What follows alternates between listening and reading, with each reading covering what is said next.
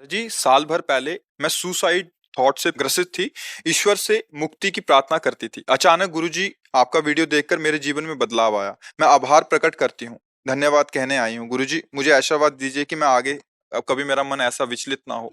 नहीं, ये तो कभी सोचना ही नहीं चाहिए। ये तो बहुत बड़ा अपराध है, बहुत बड़ा पाप है।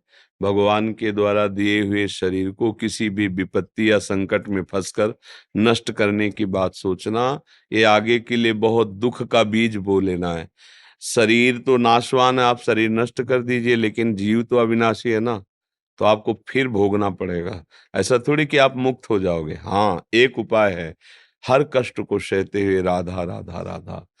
हम आपको सच्ची बताते हैं, कभी-कभी भगवान भी गुस्सा हो जाते हैं। देखो, सब बच्चे तो भगवान के हैं ना, भगवान कहते हैं सब मम प्रिय, सब मम उपजाए, सब मेरे प्रिय हो, सब मेरे प्रगट किए हो।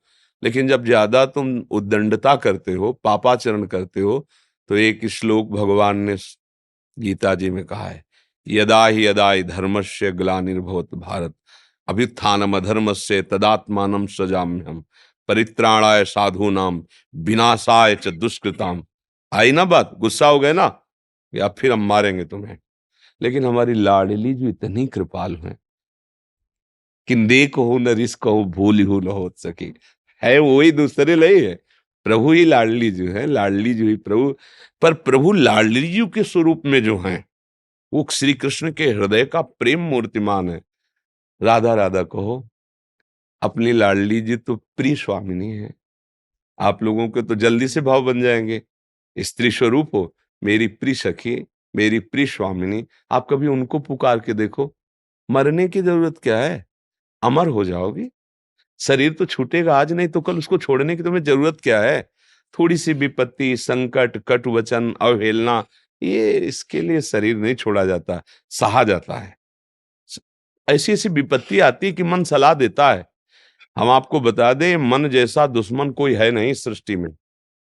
पर सब कोई समझ नहीं पाते, इस मन से इतना प्यार करते हैं कि ये जो सलाह देता है हम वही करते हैं। इससे बड़ा दुश्मन कोई नहीं है। इसको सुधार लो तो इससे बड़ा मित्र भी कोई नहीं है। देखो कैसा दुश्मन है, क्या क्या सलाह दे रहा है, मर जाओ। मर जाने से क्या होगा, फिर हमारी दुर्गति होगी। हम तो अविनाशी है ना, शरीर छूटेगा, फिर कोई भूत प्रेत कुंवर कुत्ता गधा बनेंगे। अरे अभी मनुष्य शरीर में है, अभी हम राधा राधा पुकार के अपना काम बना सकते हैं। तो हम आपसे प्रार्थना करते हैं, अगर वास्तविक आप विपत्ति से बचना चाहते हो, दुख से बचना चाहते हो, अपना कल्याण चाहते हो, तो हमारे प्रिया प्रीतम, हमारे श्यामा श्याम बहुत करुणामय है, उनको पुकारो। कोई भी विपत्ति हो, आप अपनापन करके पुकारो कि किशोरी जी, अब हमारा तो और कोई है नहीं। इतना साधन भजन नहीं कि हम भगवान से कह सके, इतने गुण नहीं कि उनको रिझा सके। हम तो बस इतना ही पता पाया है कि आप अलबेली सरकार कृपामयी हो, अहेतुकी करुणा, लाडली जो संभाल लो। वो बहुत करुणामय, अंदर की बात तुम्हें बता रहे हैं। करुणा के समुद्र हैं हमारी लाडली जू, और जहां से पुकारोगे तो अनंत शक्तियां लाडली जू की सेवा में रहती है, आपको संभाल लेंगी। ये तो कभी कोई भी भूल से मत सोचो कि हम शरीर छोड़ दें। स्वयं छूट जाए तो चिंता मत करो। अगर हम अपने आप इसकी हत्या करते, बहुत बड़ा पाप है। इससे निपट पाना बड़ा मुश्किल होता है। आत्महत्या करने वाले को बहुत बड़ी दुर्गति प्राप्त होती है। देखो, यहां भी अपराध है। अगर आप आत्महत्या करने के लिए चेष्टा करें और अभी आपकी रिपोर्ट हो जाए, तो आपको सजा मिलेगी, इस पे आपको दंड मिलेगा कि आप आत्महत्या नहीं कर सकते। ये राज्य की, भारत देश का आप उपभोग कर रहे हो, तो आप देश की एक जनसभा हो, एक जन हो। आप देश सेवा करने के लिए शरीर प्राप्त किए हो, प्रभु सेवा के लिए। आप इसको नष्ट, मतलब तुम्हारी चीज नहीं है। यहाँ भी देखो, भाई हमारा शरीर हम नष्ट कर नहीं, इसके लिए तुम्हें दंड मिलेगा, ये राजकीय दंड मिलेगा। तो भागवतिक दंड क्यों नहीं मिलेगा, उसी के अनुसार तो ये बनाया गया है।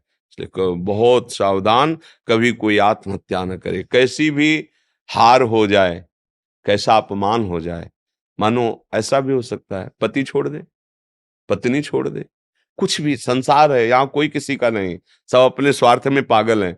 उसको कोई तुमसे अच्छा मिल गया, वो छोड़ दे। उससे उससे अच्छा मिल गया, उसको छोड़ देगा। एक है जो कभी नहीं छोड़ते, वो है हमारे प्रभु, वो है हमारे श्यामा श्याम। अगर इनको पकड़े रहोगे ना, तो ऐसी ठसक रहेगी जैसे मीरा जी की। मेरे तो गिरधर गोपाल दो, जा तू जा, मेरा प्रभु है ना, और वो संभालेंगे ना, तो फिर कोई बिगाड़ नहीं सकता। और वो नहीं है तुम्हारे जीवन में, उनसे अपनापन नहीं, भगवत विमुख जीवन हो, तो ऐसा समझ लो जैसे बहुत बड़े अथाह समुद्र में फेंक दिया गया हो, न तैरना आता है न जहाज नाव है, अब बूढ़ना ही पड़ेगा। तो ना तो इतना भजन साधन है कि हम समुद्र से निकल जाए, और ना हम भगवान का सहारा लिए, तो हमारी हालत वो हो जाएगी कि जैसे भव समुद्र में हम आ गए, अब हमें न भजन साधन रूपी तैरना आता है, न भगवान का आश्रय रूपी नाव जहाज है, अब मरना ही मरना है। तभी लोग दुखी रहते हैं। भगवान का सहारा ले लोगे तो आज दुख आया है, आगे सुख आएगा। धैर्य रखो। आज तुम्हें गालियां मिल रही हैं, कल तुम्हें ऐसा होगा कोई पूजा भी करेगा। देखो ना भगवान का खेल, देखो ना, एक दिन वो एक परास्त होता है तो दूसरा विजयी होता है। पर हमें भगवान का भरोसा रखना चाहिए, ऐसी कमजोर वाली बातें अपने मन से निकाल देना। ऐसा नहीं कि आपको दुख आता है और किसी को आता है नहीं, नहीं, सब, इसका नाम दुखालय है। सबके हृदय से पूछो तो अगर कोई मशीन ऐसी होती ना कि जो मन को पकड़ सके, अभी तक नहीं बनी है, शायद आगे बन भी नहीं पाएगी, कि लगाया जिसे वो अल्ट्रासाउंड हो जाता है, ऐसा कि भाई ये देखो ये मन ये सोच रहा है, ऐसा नहीं बोला। नहीं तो आप सबके लगा के दे, सब दुखी है। सुखी वही है जिसने अपने जीवन को भगवान में अर्पित करके और निरंतर भजन कर रहा है। जी।